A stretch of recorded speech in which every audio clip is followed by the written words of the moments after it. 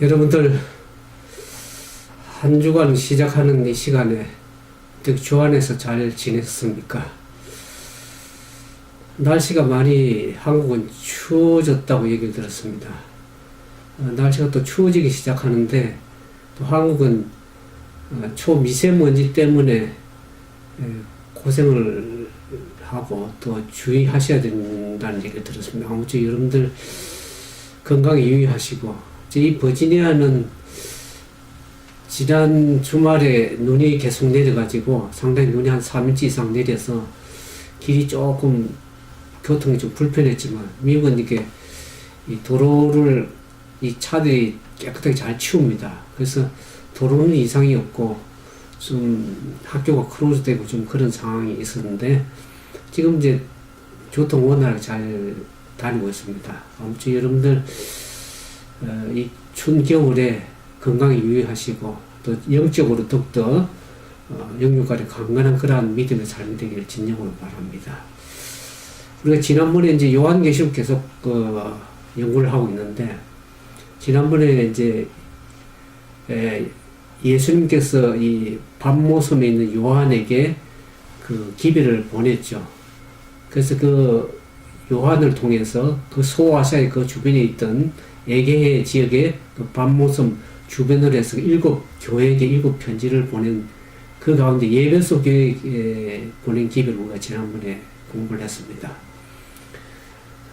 예배소 교회는 이제 처음에 믿음이 우리가 소아시아는 7교회 보낸 그 예수님 보낸 그 기별이 그 당시 소아시아에 있는 7교회 보내는 그 당시 기별이기도 하지만 예언상의 의미로 보면은 그것은 각 시대의 교회가 처한 그 상황을 말해주기도 합니다. 그래서 우리가 이 예배소는 지난번에 어느 1세기에 있던 사도시대의 교회를 얘기했습니다. 그럼 오늘 이제 오늘 배우는 이 서머나 교회는 2, 3세기에 그 박해를 받던 그 시대의 교회 상황을 고난에 당하는 그런 교회를 우리가 상징적으로 이해를 할 수가 있습니다. 그것은 이제 AD 100년부터 콘스탄틴 황제가 그리스도 교회를 공인하는 그런 AD 313년까지의 시대적 교회라고도 상징적으로 이해할 수가 있습니다.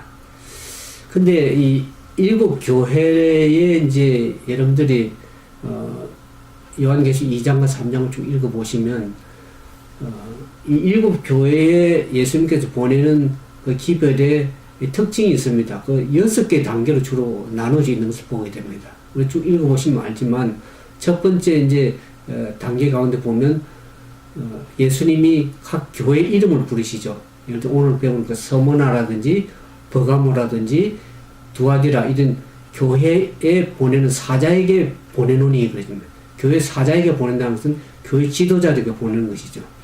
그래서 교회 이름을 먼저 부르고 그러면서 예수님이 어떤 그 교회의 형편에 맞게 예수님의 모습이 그 상황에 처한 상황에 따라서 모습이 다르게 나타납니다. 그 처한 상황을 보면 예수님이 그 상황에 맞게 모든 문제를 해결할 수 있고 그 상황을 대처할 수 있는 그러한 모습으로 예수님이 나타나죠. 그러면서 어떻게 나타납니까? 예수님 얘기하시고 그 다음에 그 교회에 이제 칭찬이라든지 또 책망할 말씀을 하시죠. 칭찬, 책망 말씀하시고 그 다음에 그 상황에 맞게 어떻게 예수님께 대처할 수 있는 그 권면의 말씀, 교훈의 말씀을 주시고 그 다음에 6개 단계 마지막 가면은 예수님께서 어떻게 합니까? 성령이 교회들과 하시는 말씀을 들을지어다. 그렇게 하면서 호소의 말씀을 주십니다. 너희가 이기는 자에게 주는 하나님의 보상이 어떤 것인지를 각 교회마다 이제 이렇게 말씀을 주시죠. 이기는 자에게 주시는 보상. 그래서 그 6단계로 쭉 동일하게 7교회에게 기록된 그 기별을 우리가 알 수가 있습니다. 그래서 오늘 살펴보는 이제 서머나 교회는 이 서머나라는 뜻의 의미가 뭡니까? 몰약이라는 뜻입니다. 몰약.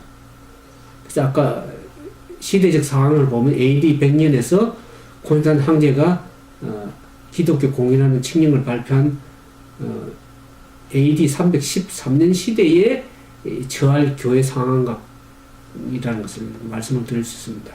근데 이 서문화가 몰약이라는 의미인데 몰약은 어떤 겁니까? 몰약은 진이기면 이길수록 어떻게 하면 향기가 또 풍기는 향료입니다. 그래서 서문화 교회가 사실 그 당시 극심한 고난 또 핍박을 당했지만은 그렇게 고난과 핍박을 받을수록 어떡합니까? 더욱더 강렬한 그리스도의 향기를 발하게 되는 것을 보게 됩니다.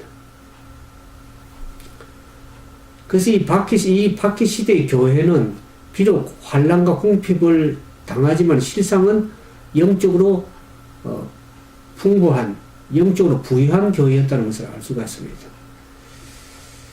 그래서 우리가 계시록 2장 거기 8절, 10절에서 보면 내가 죽도록 충성하라 그러면 생명의 면류관을 주리라 그 말씀이 나오죠.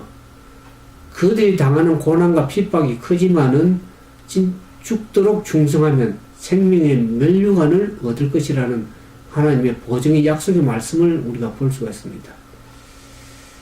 그래서 이 서머나 교회에 편지하시는 그리스도의 모습이 어떻게 나타납니까? 거기 보면 처음이요 나중이요 죽었다가 살아나신 이가 마라사대 그러잖아요. 마라사대.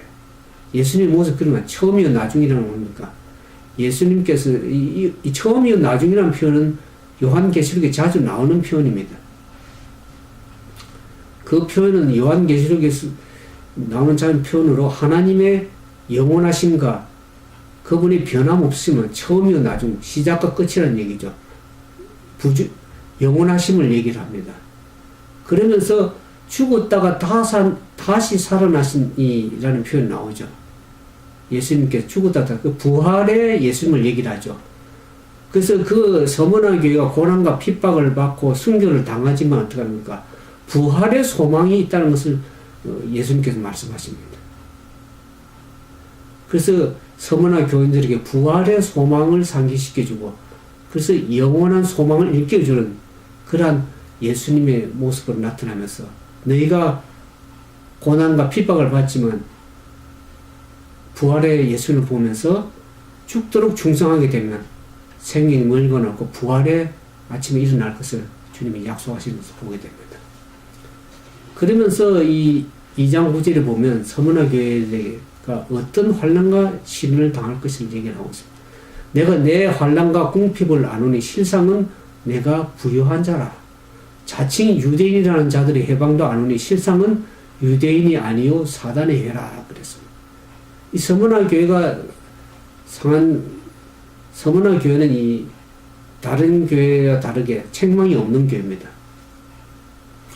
이 서머나 교회가 그 당시 이제 황제 숭배로서 많은 환난과 핍박을 당했고, 특히 또 유대인들 율법주의자들 때문에 많은 핍박을 또 당하게 됐습니다.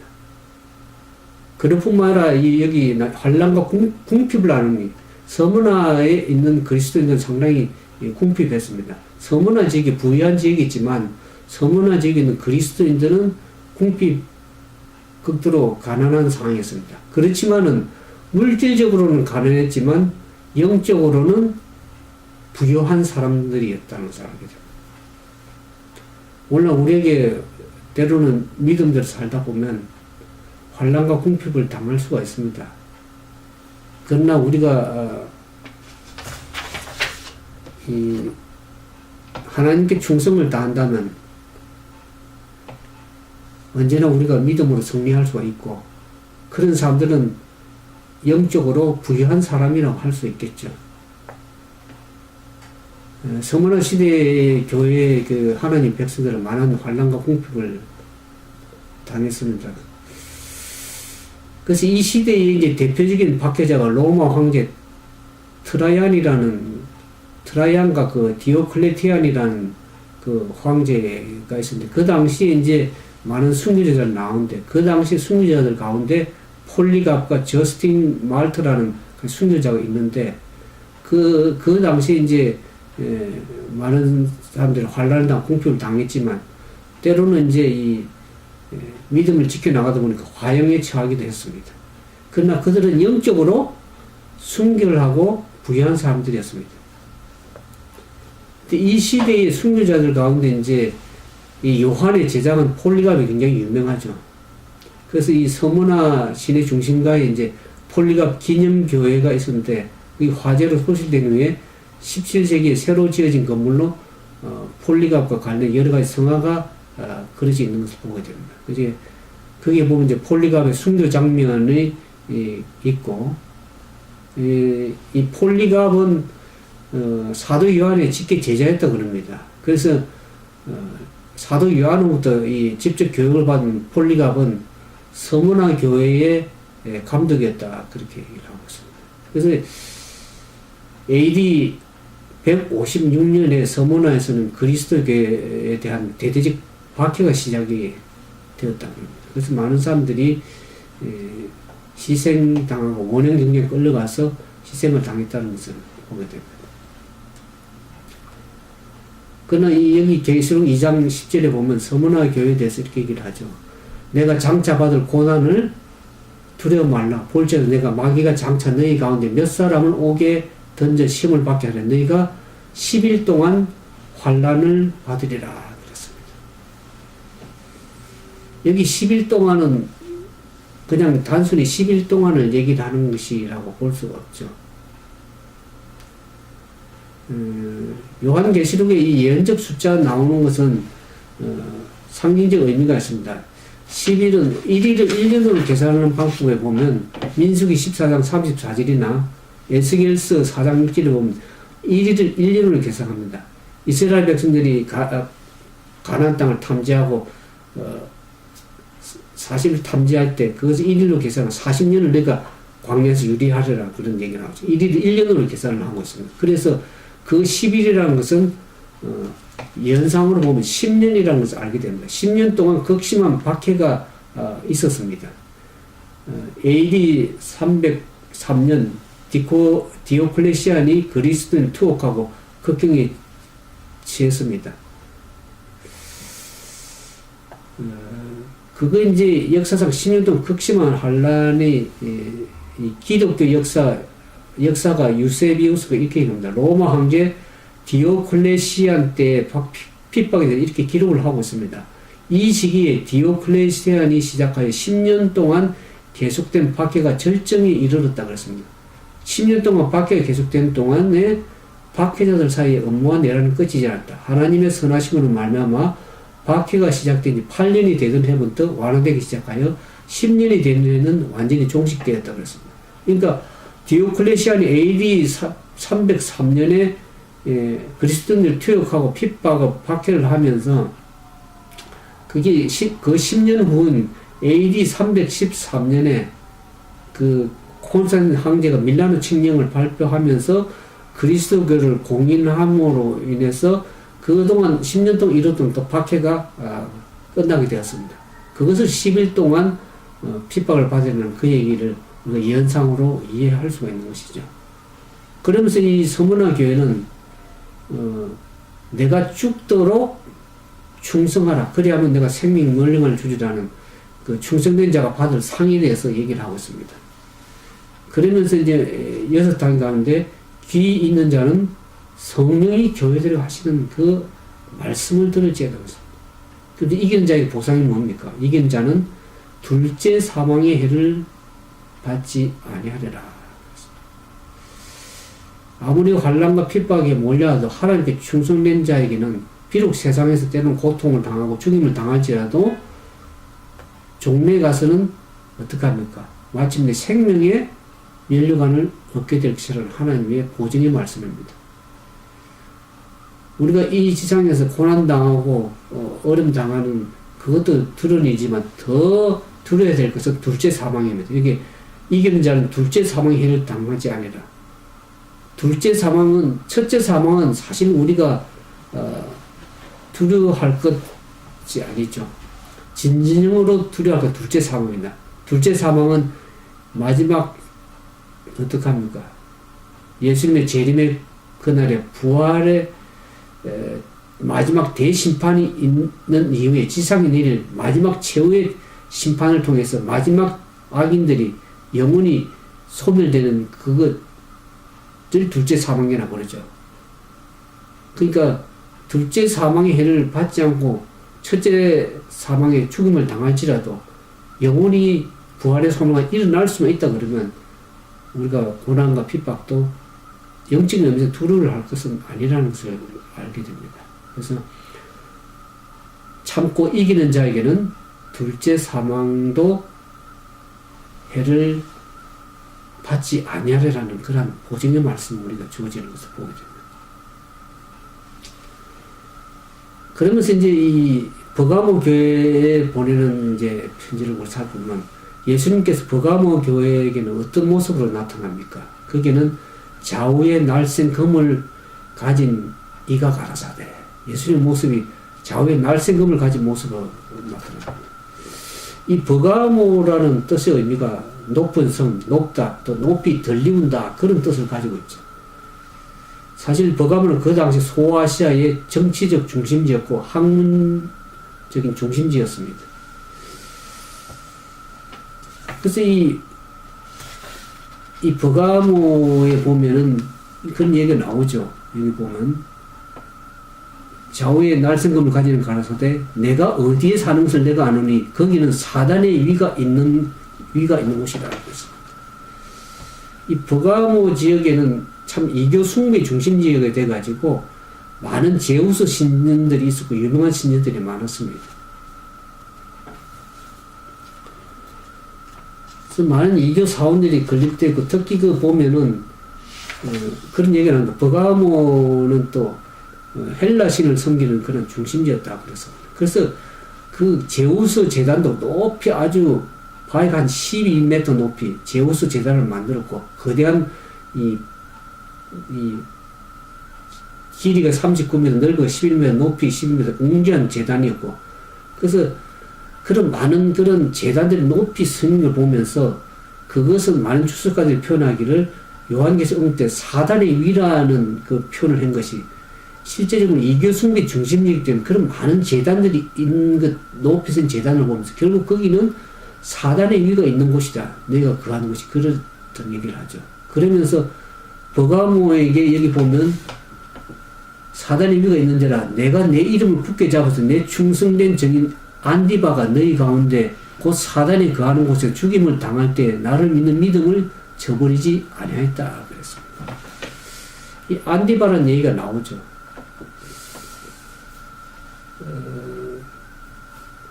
안디바는 그 이교 중심지에서 하나님의 편에 굳게 서서 타협을 거절하고 죽임을 당한 그런 사람들 얘기를 할 수가 있습니다. 이 터툴리안 전승에 의하면 이 안디바는 버가모 교회 신실한 그리스도인으로 도미탄 황제의 숭배를 거절하고 달군 노세감에 들어가 죽임을 당한 사람들이라고도 얘기를 하고 있습니다. 그 주석가들은 안디바를 개인적으로 보는 경향도 있지만 더 의미에서는 배교하고 교회를 적대하는 무리를 상징하는 발람이라든지 기술난 니골라당이라든지 이스라엘 같은 한 개인, 이 명칭 한 개인을 얘기하는 것이 그룹으로 쓰여진 것을 보면서 안디바도 하나님께 충성된 무리를 총칭하는 것을 보는 것이 더 어떤 의미가 있다고 좋을 것이라 얘기를 하고 있죠. 그래서 오늘 우리가 이 버가모 교회를 들으면서 우리가 때로는 고난을 당할지라도 어떡합니까? 이 안디바처럼 그런 충성된 그런 믿음을 지켜나가는 그런 무리에게 주어지는 그 생명의 면류관을 우리가 받을 수 있는 그런 사람들 되기 진정으로 바랍니다. 근데 이 버가모 교회에 이런 안디바 같은 충성된 사람도 있지만 또 거기에는 두 가지 책망할 것이 있다 그랬습니다. 발람의 교훈을 지킨 자들이 있고 발람이 발락을 가르쳐 이스라엘 앞에 올무를 놓아 우상의 제물을 먹게 하고 행음하였느니 이와 같이 너희도 니골라당의 교훈을 지키는 자들이 있더라. 그러므로 회개하라. 그렇지 않으면 내게 속히 임하여 내 입의 검으로 그들과 싸우리라. 버가모 교는 안디바를 제외하고는 칭찬을 받지 못했습니다. 발람의 교훈을 지키는 자들을 니골라당의 교훈을 지키는 자들 동일하게 얘기했습니다. 이 사람은 뭡니까? 발람은 이스라엘 백성들에게 행음하게 우상을 제물 먹게 해서 결국 이것은 무슨 얘기냐 그러면 사람들에게 하나님을 섬기기보다 거기에 뭡니까? 세상적으로 타협하고 세속화되는 그 의미를 얘기하고 있습니다. 사람들을 믿음에서 떠나게 하는 교훈이죠. 이 발람의 교훈, 니골라당 교훈은 결국 발람이 이스라엘 백성들을 어떻게 합니까? 배도하게 했죠. 그것처럼 이스라엘 백성을 타락하게 한 것처럼 어떻게 합니까? 결국 니골라당의 행위와 발람의 교훈은 하나님 백성들이 올무를 넣어가지고 그들로 하여금 믿음에서 떠나게 하는 그 같은 사람들이 있었다는 것이죠. 물론 우리 시대에도 어떻습니까? 믿음에서 떠나게 하는 그런 일들이 있을 수가 있습니다. 그래서 사실 이 콘스탄틴 황제가 AD 313년에 밀라노 칙령을 발표하면서 기독교를 공인을 하면서 그동안에 이제 이 서문화 아까 살펴봤지만 그 당시에는 핍박하던 그 시대 때는 사람들이 순교하고 고난당할 적에는 그들의 믿음이 굉장히 투철했습니다. 신앙이 투철했는데 이제 기독교를 공인하면서 이제 핍박이 없어지기 시작하니까 사람들이 어떻게 합니까? 오히려 세상과 타협하고 세속화의 물결이 들어오면서 교회가 점점점 타락하는 모습을 보게 됩니다. 그래서 우리가 오늘날 무서운 것이 환난과 핍박이 아니라 오히려 이 평안하고 오히려 더 그럴 때 더 사람들이 믿음이 해이해지고 하는 것을 보게 됩니다. 그래서 AD 310년 콘스탄틴 황제 밀라노 칙령 발표하면서 기독교를 합법적 종교로 인정해가지고 교회와 성직자들에게 세금도 면해주고 특혜를 주기 시작하면서 자연히 이제 박해가 끝나니까 교회가 이제 어떻게 합니까? 세상과의 타협하기 시작합니다. 국가의 권력과 타협하게 되고 그래서 교회가 이제는 신앙을 오히려 더 양보하는 그러한 행위를 보게 됩니다. 특히 이제 가장 거기에 큰 문제가 뭐였냐 그러면 콘스탄틴 황제가 그 통치하기 위해서 로마 제국에 이제 이교를 숭배한 그 콘스탄틴 황제가 기독교를 공인한 것이 어떤 의미가 있었는가 하는 것을 우리가 좀 역사적으로 이해할 필요가 있습니다. 오늘날도 뭐 많은 정치가 됐지만 통합하고 화합하기 위해서 주로 하는데 그 당시는 종교의 화합에 제일 걸림돌을 드는 것이 예배의식과 예배일이었습니다. 그래서 거기에 이제 이 콘스탄틴 황제가 무슨 시도를 했냐 그러면 창세로부터 내려오는 그 예배일인 성서적인 이 안식일, 제7일인 토요일을 이 이교도들은 태양 숭배 사상인 제1일인 일요일로 법을 공포를 했습니다. 그래서 하나님의 말씀을 변경을 시킨 것이죠. 제7일을 제1일로 태양 숭배 일로 법을 변경을 했습니다. 근데 그때 교회가 사실 하나님 말씀에 저항을 해야 되는데도 불구하고 교회는 세속적 결정 오히려 신학적으로 저항 능력을 상실해버려가지고 오히려 그것을 신학적으로 교리화시켜가지고 오늘날 그것이 일요일로 정착이 되어버렸습니다. 그래서 이 안식일 대신에 일요일 지키는 AD 321년 콘스탄틴 황제 법령을 다음과 같이 표현을 했습니다. 존경할 만한 태양의 날에 도시에 거주하는 행정관과 백성들은 쉬도록 하여 모든 작업장 문을 닫으라. 그러나 시골에서 농업에 종사하는 자는 자유롭게 합법적으로 교회를 계속할 수 있다고. 이렇게. 그래서 이와 같은 하나님 말씀 하나가 무너지기 시작하니까 세속적 가족과 제도가 교회 안에 물밀듯이 들어오기 시작했습니다. 그래서 교회가 급속도로 타락하기 시작하고 결국에는 그 이후에 1260년 중세 암흑 시대 1260년 동안의 길고 긴 중세 암흑 시대가 시작된 88년을 낳게 되었습니다.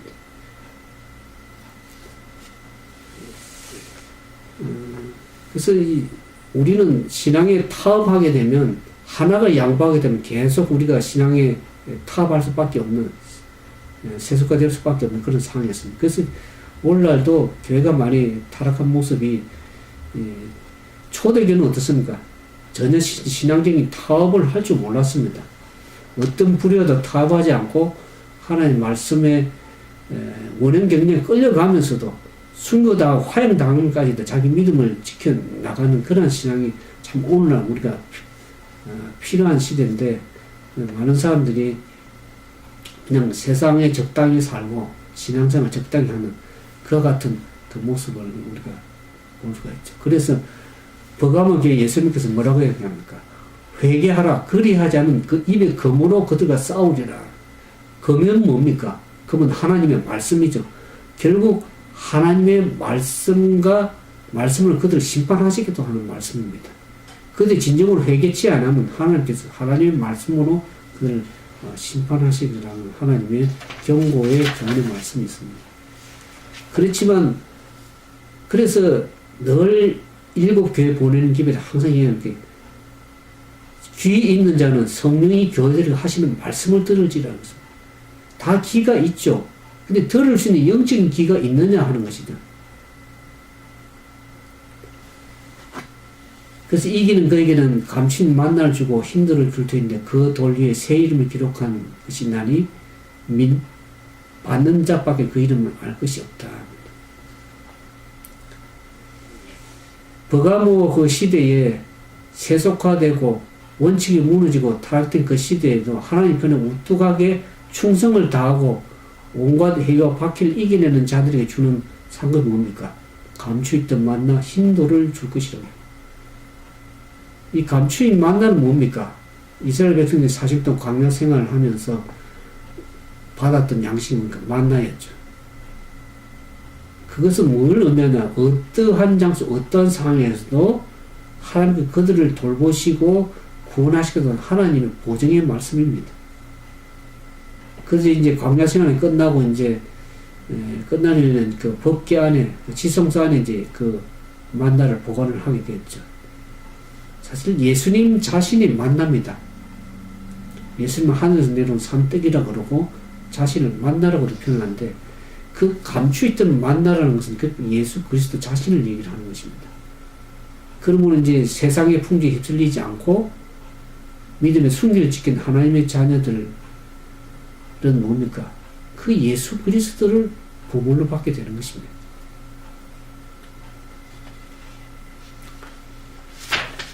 시간상 다 두아디라 교회를 넘어갔습니다. 두아디라 교회 보면은 예수님은 어떤 모습으로 나타납니까? 아까 우리가 일곱 교회는 6개 단계라고 얘기했죠.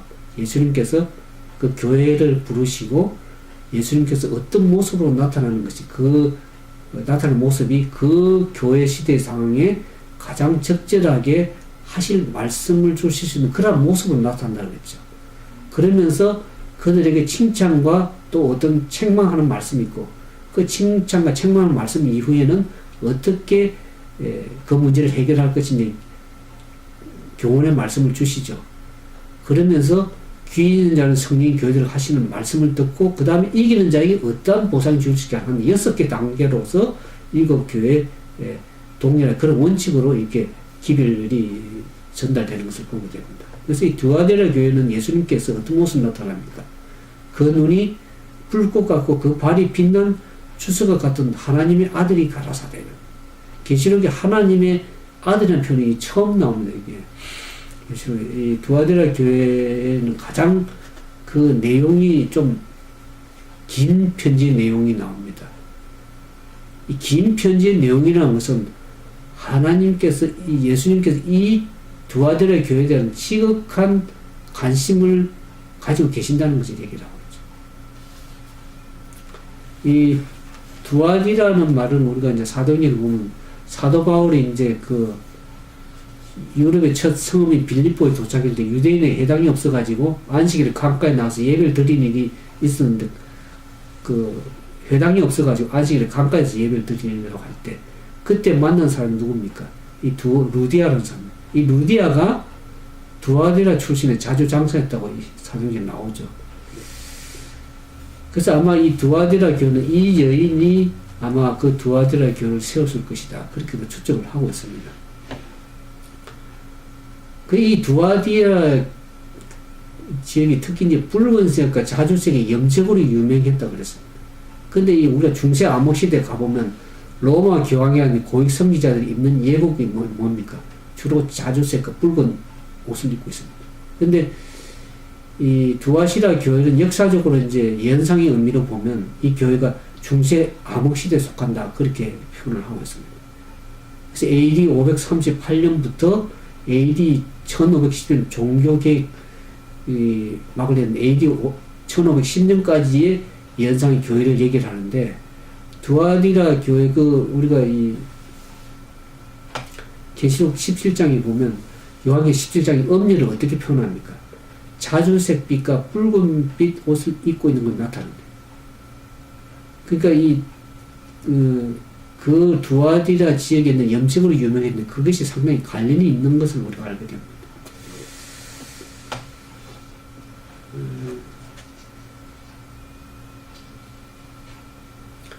그래서 이 중세 암흑 시대에는 많은 하나님의 충성된 백성들이 어떡합니까? 많은 박해를 받아가지고 화형장으로 끌려가고 굉장히 많은 핍박을 받았죠. 그래서 예수님께서 두아디라에게 나타난 모습이 그 눈이 불꽃 같고 그 발이 빛난 주석 같은 하나님의 아들로 표현이 나오는데 아무래도 성도들이 이게 고난을 당하고 어려움 당하지만 하나님께서 어떡합니까? 불꽃 같은 눈동자로 그들을 박해당하는 그들을 살피시고 그들을 위로하시니까 하나님 예수님의 모습이 나타납니다.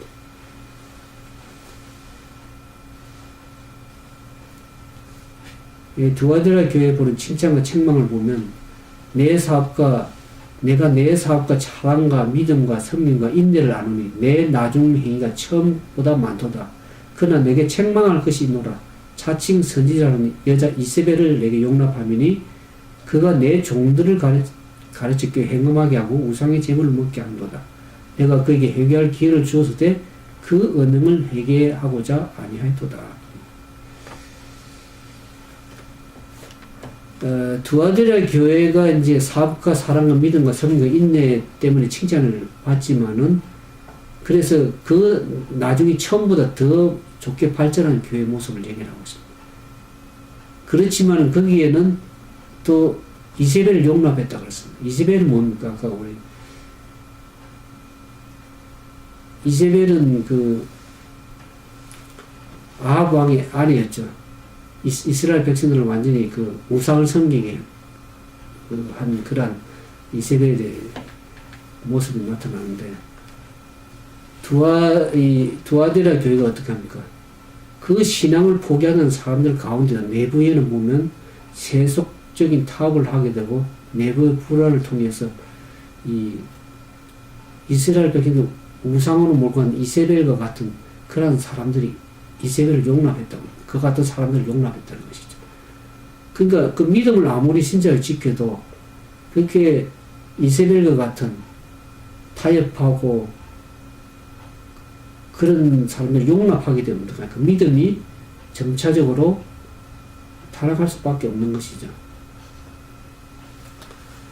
우리 신앙생활 가장 무서운 것이 환난과 핍박과 고통이 아니고 어떤 면에서는 세상과의 타협이고 세속화 되는 겁니다.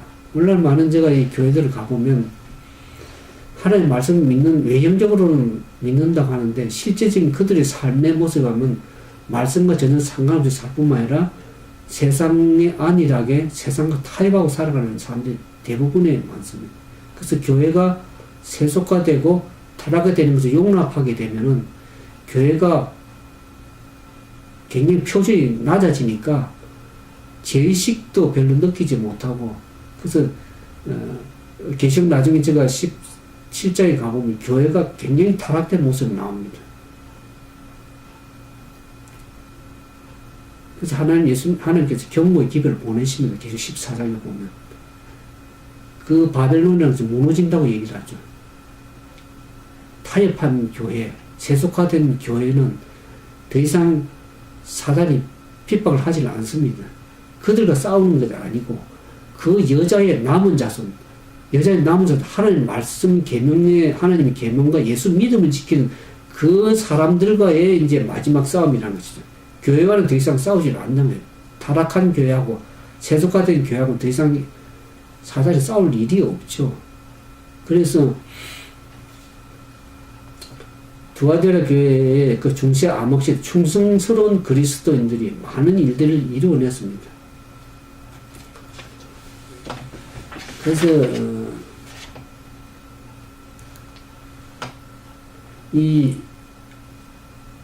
그리고 내 종들을 가르쳐 꽤 행음하게 우상제물을 먹게 한 그 책망의 말씀이 역사적으로 보면 이 로마 교회가 마리아를 비롯한 상숭배 교리 우상을 만들고 그래서 결국 로마 교회는 그 둘째인 우상을 섬기지 말라, 우상을 만들지 말라 그걸 폐해버렸죠. 없애버렸잖아요.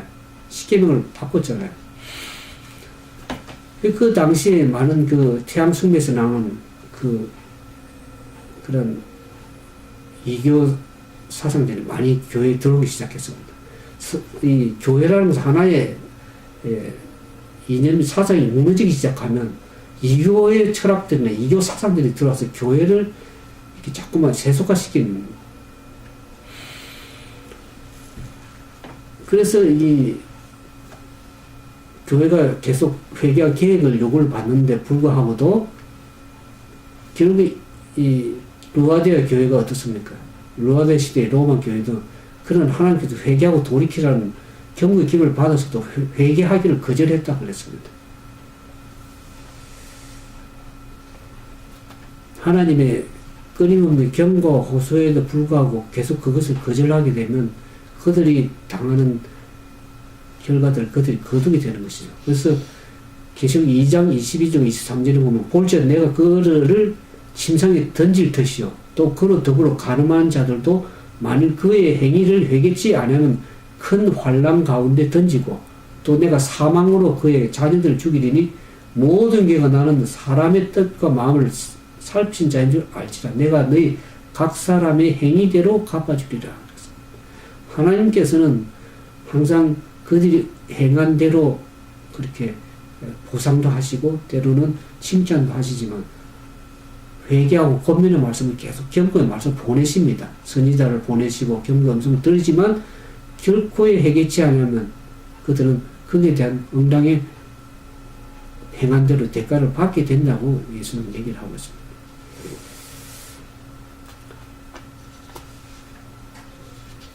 여기 하나님께서 세상과의 타협을 가장 싫어하십니다. 하나님께서 세상을 짝하는 게 하나님과 원수가 되는 것이라고 얘기를 하고 있죠.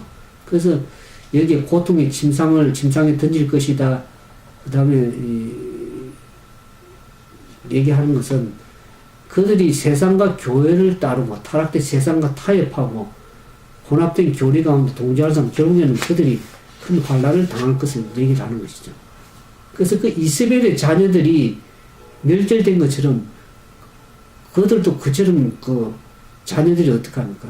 하나님의 엄중한 그런 심판을 받을 것이라는 것을 얘기를 하고 있는 것이죠.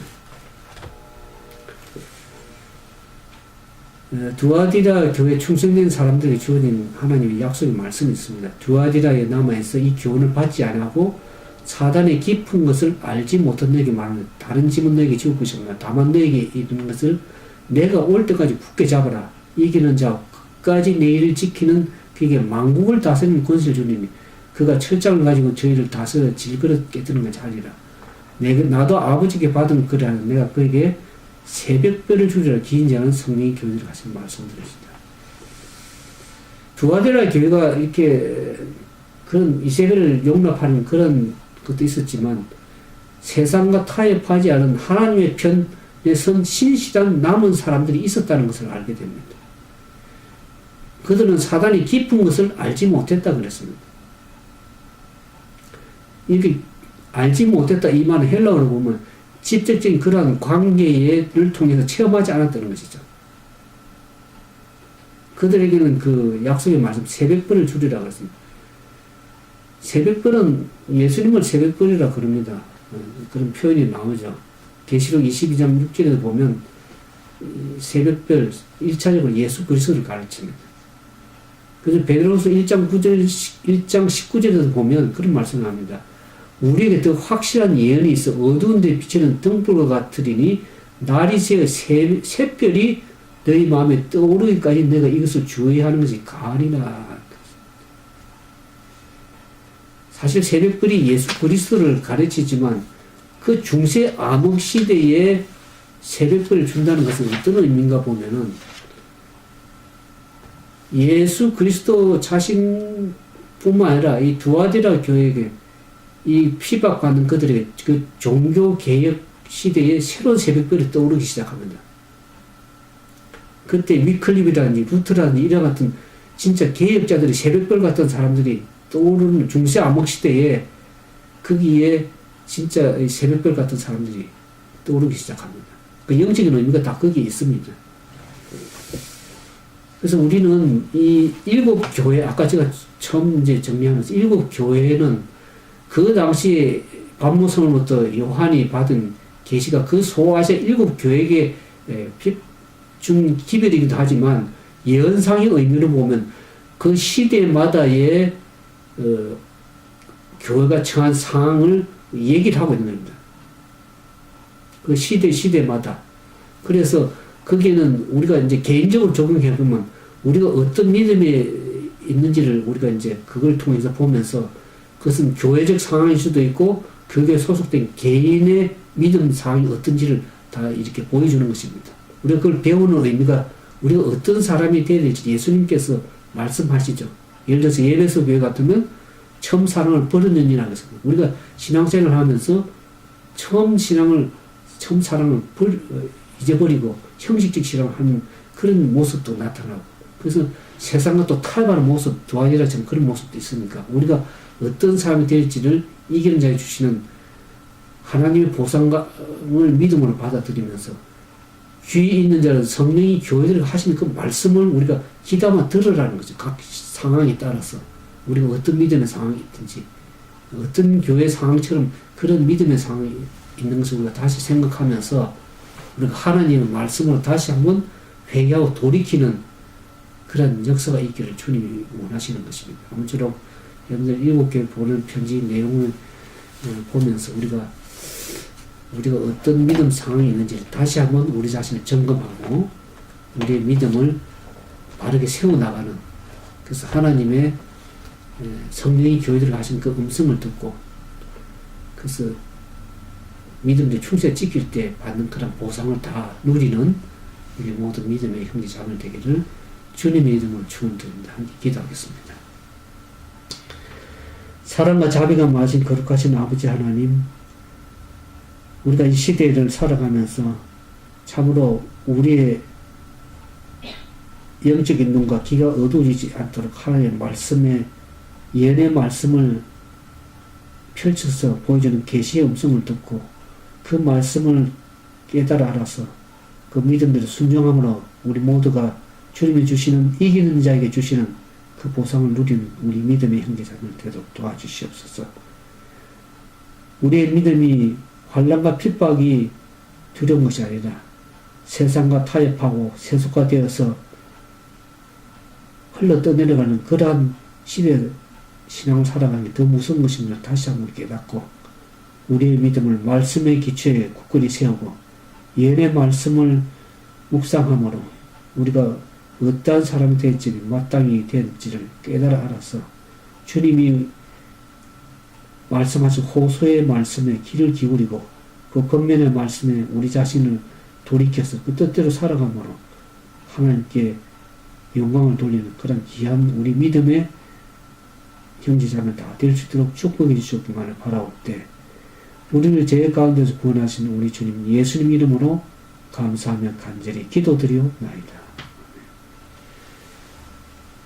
함께 해주셔서 감사합니다. 우리 이수빈 선교사님, 김형래님, 또 김형만님, 또 다른 분들 함께 해주신 여러분 진심으로 감사드립니다.